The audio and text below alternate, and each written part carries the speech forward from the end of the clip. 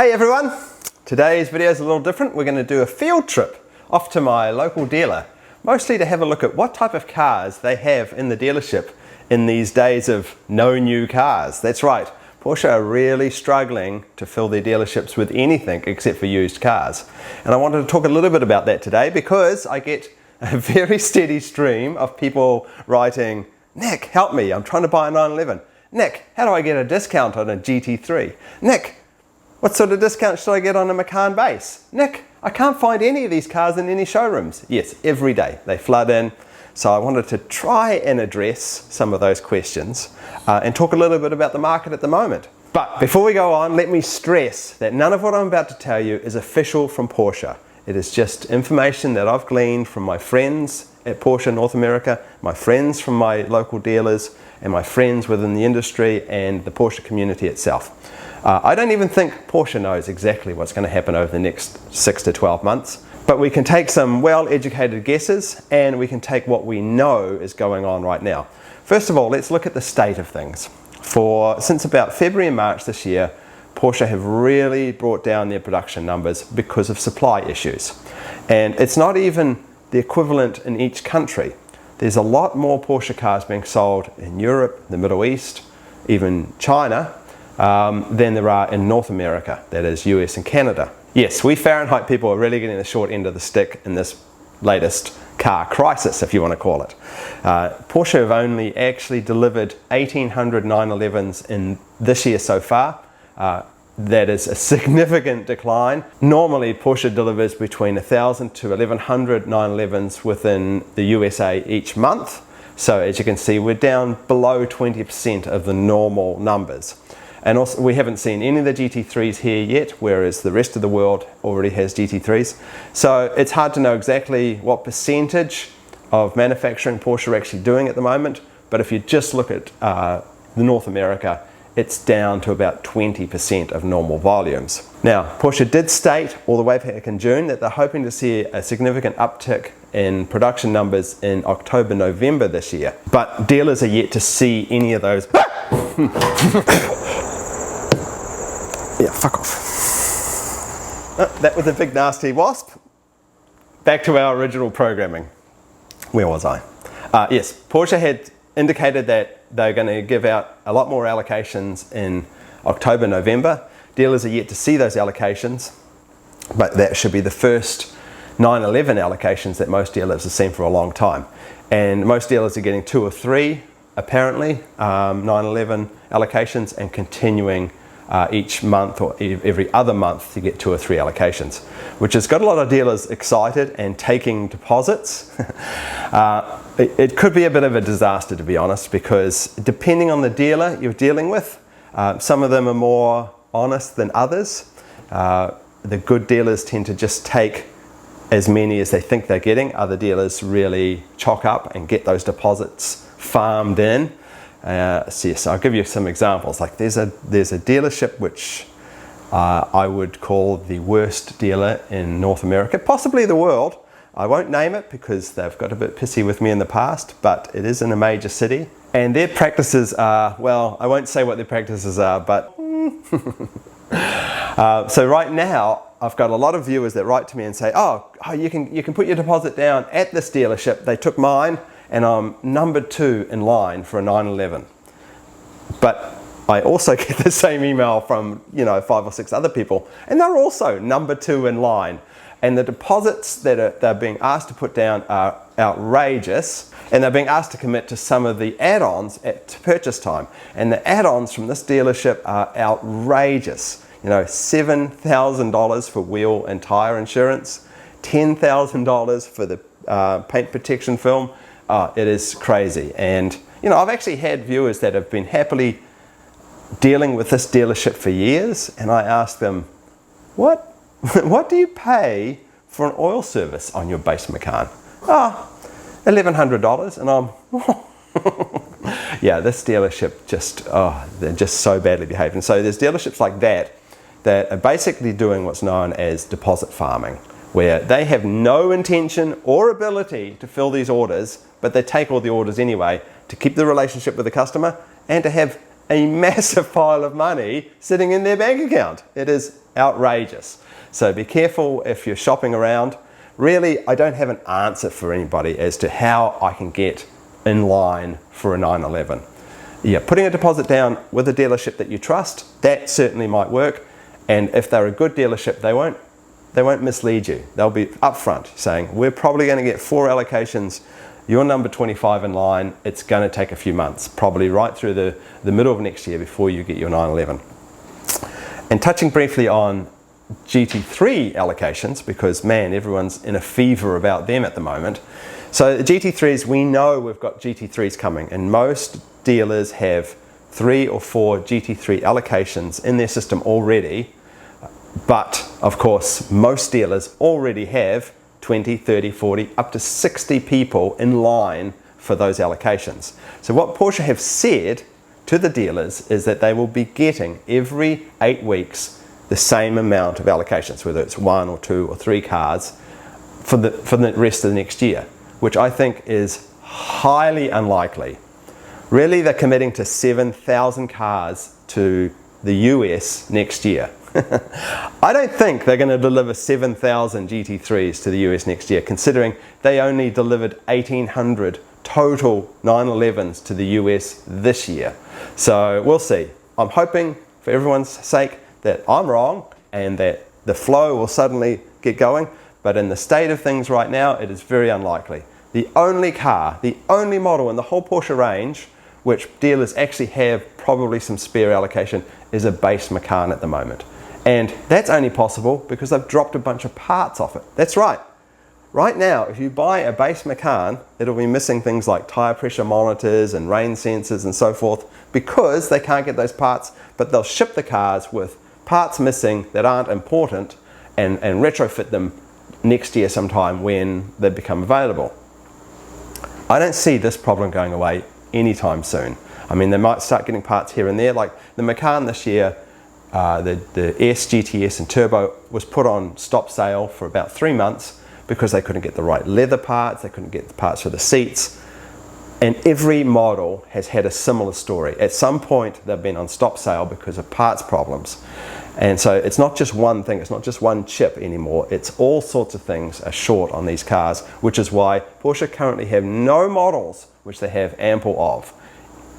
Any dealer might have a Taycan in stock or a Cayenne in stock or whatever, but they have nothing coming up. You know, they might be getting 1 or 2, and the thing about Porsche is that they're not that straightforward with the dealers. They will surprise a dealer, and suddenly a suddenly a Cayenne or something will turn up, and the dealer gets it without even knowing that it was going to be coming to them. So it's tough for the dealers. I think the dealers are really struggling at the moment because they have no cars to sell, and they've got no understanding of what's coming up in the future. So dealers are doing one of 2 things. They're either, like my local dealer has taken an interesting approach where they're buying a lot of second-hand cars, tidying them up, giving them a warranty or whatever, and selling them off. And that's a good way to keep the money flowing and keep customers happy, because if they know they're waiting a year for a new 911, they're often, we'll take a second-hand one in the meantime, and that's a good experience for them.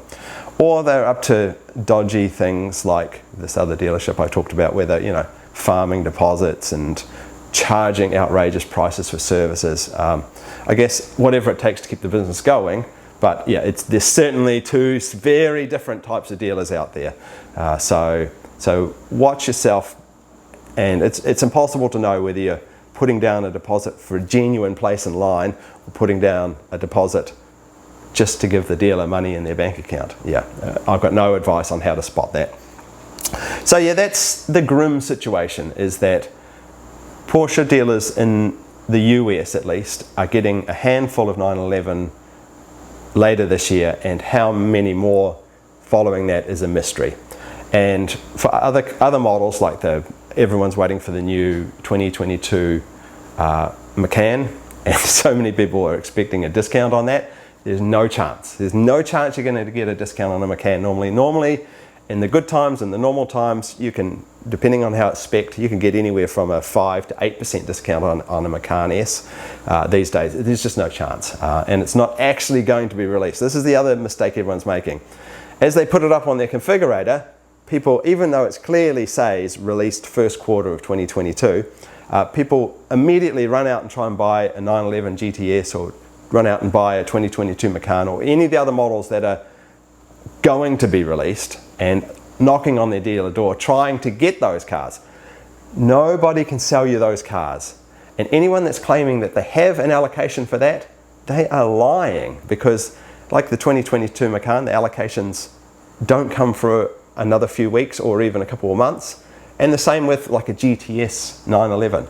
That is being released in February, March, and dealers will have no allocations for those until that time. So they have no idea whether they're getting 1 car or 5 cars of those at the first quarter of next year. And there's every chance they'll be getting no allocations of those because nothing else is fixed. I can't see them suddenly fixing a brand new model. So unfortunately, you just have to be patient and wait probably until early next year for the picture to become a little clearer, if Porsche actually gets the parts they're hoping for. Yeah, it's a bad time to be buying either a new Porsche or a used Porsche. Speaking of used Porsches, so because no one can buy the new one, there's this rush for the second-hand ones. And the second-hand ones, as you've all noticed, have gone up. And we're talking about any moderately modern and even some of the old classics. Let's take the 911s, for example. Most 997s, 996s and 991s are up in value between 25 to 35%. Some of them more. Because there's no new cars coming in, so people go buy one of those. And that has triggered some insanity.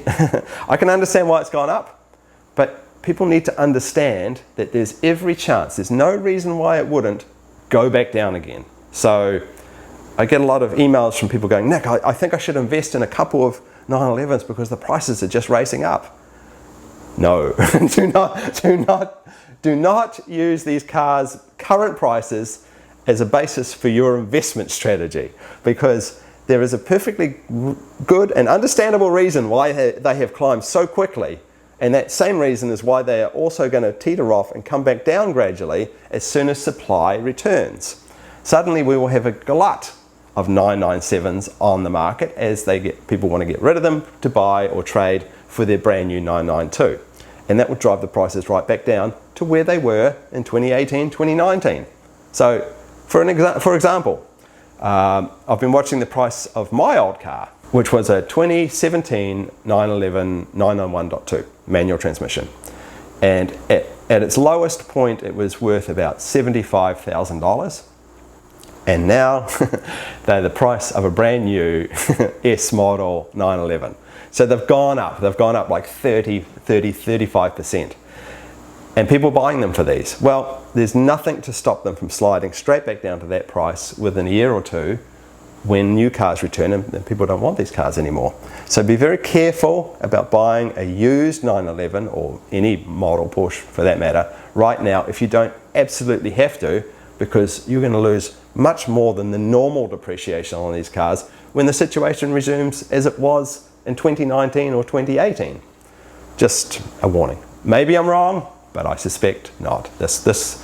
People are just way overpaying for used cars and they're in for a shock when the value goes back down to normal levels again. Anyway, as I said, today is a field trip day. We're going to go over and do some car spotting at my local Porsche dealer, Porsche Fairfield, and we're going to meet my good friend Lionel, who works there and helps a lot of my viewers get cars. But one last note on this is, it's not normal times. And I get a lot of people writing to me saying, Nick, I want a silver 2018 911 manual transmission with the red leather. Can your dealership help me find that? And the answer is a solid no. My dealership, any dealership, is not going to spend its time looking for a used car for a customer. It's just too time consuming, and a very specific configuration like that is just so hard to find. It's up to you guys to find the car you want and then get the best deal you can. New cars are the bread and butter of dealerships. They will trade used cars and sell them, but they're not going out to find cars for you. So just set your expectations on that. Anyway, let's take a trip over to Porsche Fairfield and see what cars they've got. It's a unique dealership at the moment because they actually have sports cars in the showroom, which is something you don't see very often these days. All right, see you over there.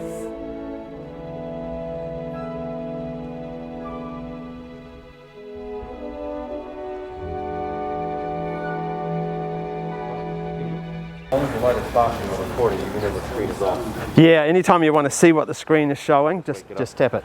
Oh, yep. nice. Yep. Okay, here we are in the showroom. Hang on, we'll wait for that train to go. Closed door. Okay, here we are in the showroom. My glasses are foggy. This is Lionel.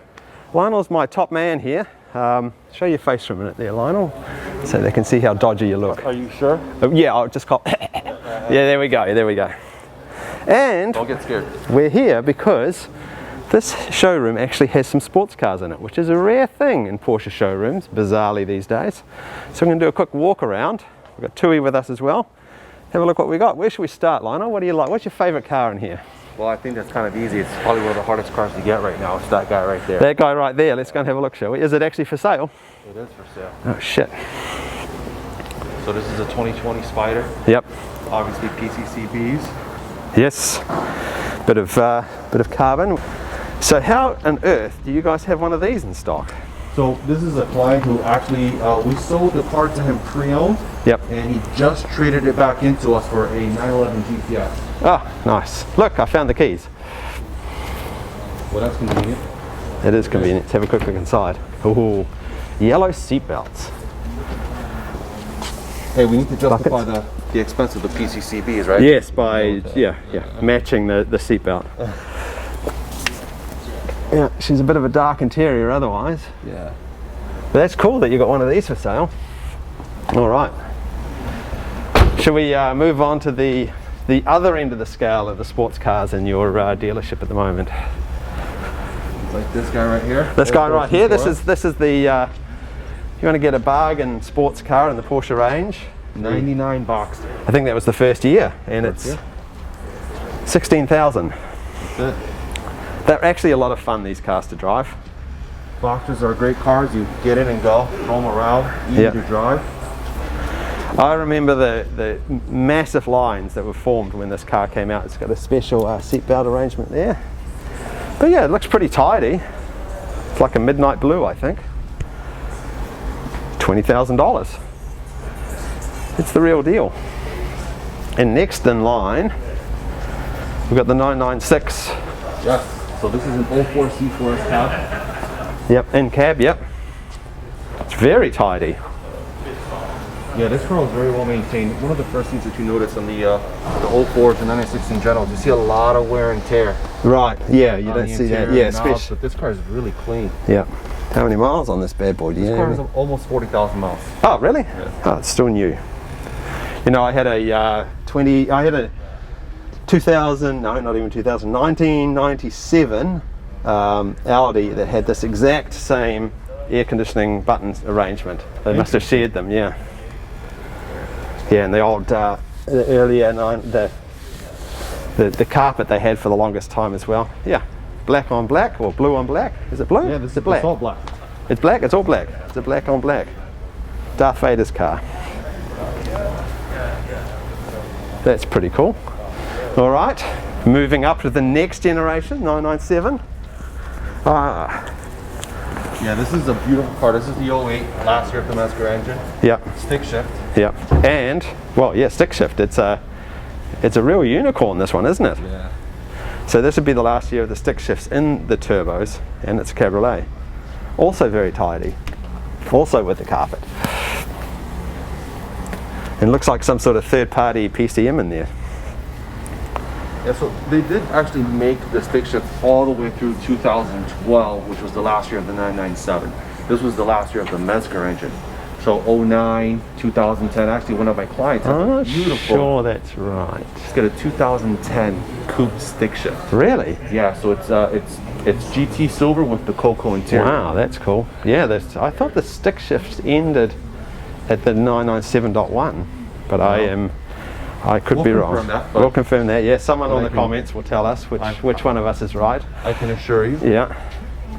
All right, and then we move up yet another generation, 991.1. Is it? No, it's a 991.2. cab. No information, but maybe you can tell us which year this is. 2017 cab. It's got about 12,000 miles. It's looking a bit black on black as well. Yeah, you'll notice that over here in the Northeast, colors are going to be, typically pretty conservative.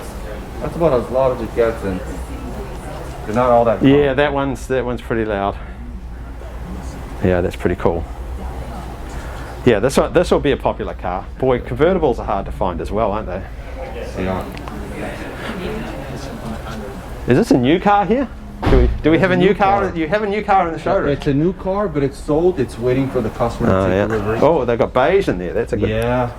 So one of the things that you'll probably come across, we all know that there's a shortage of chips. Yep. So in order to keep the assembly line and manufacturing process going, Porsche is shipping these cars with an understanding that the suppliers are going to ship the chips directly to the dealers. Ah, okay. So some of them are coming, for example, with missing TPMS sensors. Some of them are missing with the sun sensors for the AC and the automatic climate control. Ah, okay. And we're just retrofitting those here when the cars come in. Oh, that's interesting. Yeah.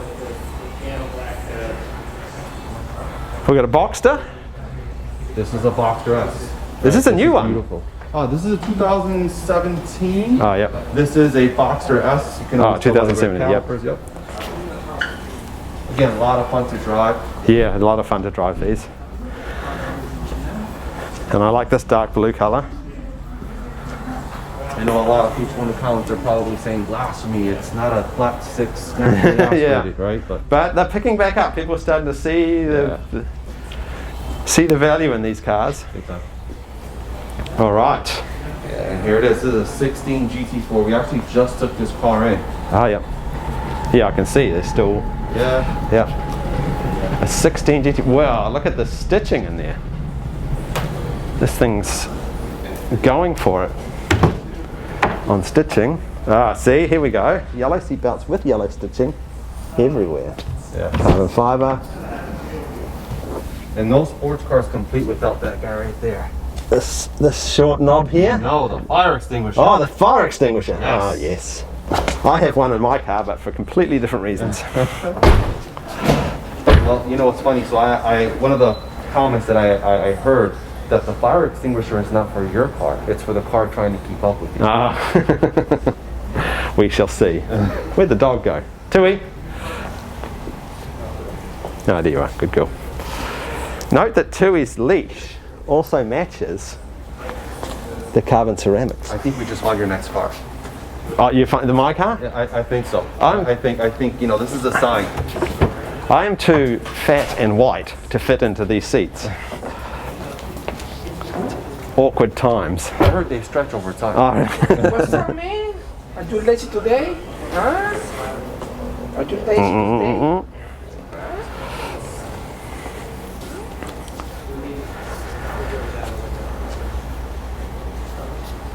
Alrighty. We've actually got a 992 in here, have we? We do. So this is a 2020. This has been traded back? Yes. So this client just traded his car back into us for a GTS. So we've got a grey interior. It's quite light, this grey, isn't it? Yeah, slate gray. Got the 18 Slate grey, yep. there. It's got the matching seat belts. Rear wheel drive. You can always tell by the engine slats, right? So Oh, you can tell whether it's all-wheel drive or rear-wheel drive by the slats. What's the difference? Right. So it's black for rear-wheel drive, and it's actually silver for the all-wheel drive. Wow. Oops. Now that's cool. That's cool that you have a 992 in here. That's pretty rare. Now this isn't actually for sale, this 993 Turbo. It's a client's car. But I will sneak in here and show you a couple of rare things about this car. One of them is, this is the option for the locking alarm in the 993, which looks very early 90s, doesn't it? It's pretty cool to see that though. It's a very rare option. The other rare option about this car, I love 993s. I'll steal that key again, see if I can get this turned on. This car has the trip computer. It's a very rare option on 993s. You'll notice that it doesn't have the trip tachometer on the speedo, it's actually on the computer here. Yeah, it's pretty cool. Pretty cool 90s thing, the trip computer. Otherwise it's a black on black 993 turbo, outrageously expensive. You see this film was obviously put on in the 90s as well. All right. We were talking earlier, but I can't help but to look things up right away. Oh yes. So Here we go. Here we go. Was the last year. There are only 88 examples of the 911 turbo that was built in a stick shift. It was the last year you could get. Nice. Yeah. I'm put in my place. It must be very rare. All right. All right. We've got another 991. This one's a Carrera T, one of my favorites. Right. So, Yeah. This car apparently did very, very well for Porsche. That when they were introducing the 992, Mr. Oliver said that they were committed to bringing this car back. Oh, good. The 992. We just don't know When they're going to do it, right? Yeah. So is it going to be the same model or same timeline that they did with these ones for the 991? Kind of like a last hurrah. Yeah, yeah. Yeah, people don't realize just how good the T is. It's just a perfect combination of the right engine, which doesn't have too much power, the short shift, and this car doesn't have it, but a lot of them had special interiors, the pinstripe interiors, which are beautiful. If you end up stepping up to the 992, right? Or sorry, the 992 going, you know, the later years, if you call it the T, you'll be able to get the PTV, right? Yeah, So, okay. that's right. So it fixes all the problems of the base model, but keeps that lovely engine. Yeah, I really love the T. Here we are on a family car. Everybody loves the Sport Turismo, right? Yeah, I love the Sports Turismo. I mean, it really doesn't give it a lot more room. It's just the look. It looks so mean. You know, it's funny because this is a car, I mean, it's a very polarizing car, right? It's a love it or hate it. It's not like, Yeah. you know, people are kind of in the middle. It's no, you want it or you don't. But I think that this car has more of a presence when you see it on the road because it is so different. Yes. Yeah, it's just a shape you don't see. The sort of station wagon shape you don't see anymore on the road. And it, you know, the modern Panamera is a lot prettier. Station wagons are coming back. Look at Audi with the RS6 Avant. Yeah, Right? yeah. I mean, they're making a comeback. Yeah, well, good for family men like yourself. Yeah. Oh, well, we were going to look at this Turbo S, but we've got a customer in there at the moment, so we'll skip past that.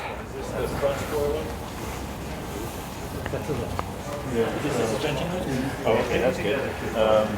So another Boxster, similar to the one we saw before. This one's very much black on black on black. Oh, yeah.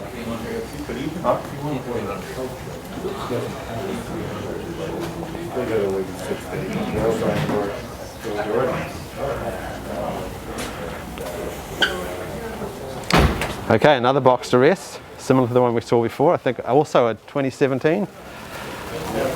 And it's black on black on black. I think there's a little bit of a theme going on here. I think there is a theme going on here. Unless you like black, you might be out of luck. Yeah, pretty car, still really a fun car to drive. But hang on, look, they did spruce it up a bit.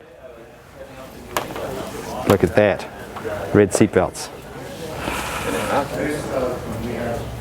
Red calipers. Red calipers. Isn't that standard on an S though? I think so. Yeah, yeah. It is. So that's what they're trying to match then. Which never really seems to work, but yep, it does work. I guess if you're standing just to the right angle where you can see, just try and see a little bit of red there, and the red calipers matching. Well, I think it works a little bit more on a convertible, right? Yeah, because you can see it. Yeah, yeah. Alrighty. 2019. This is a GTS.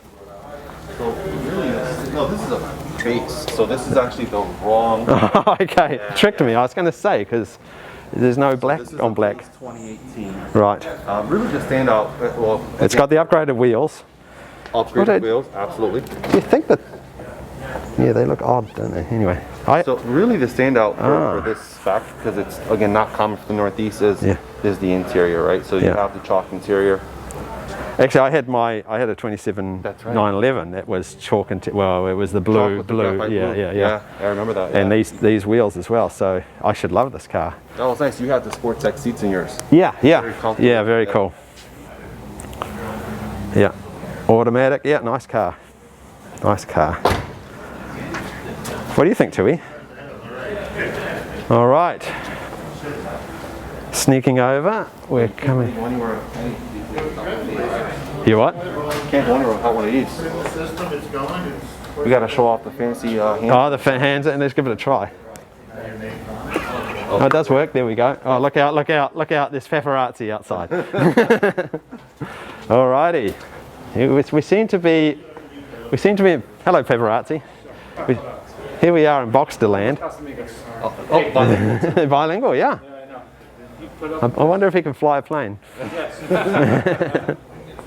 Well, per your conversation, but I haven't crashed recently. You haven't crashed it? Well, that's right. Neither have I.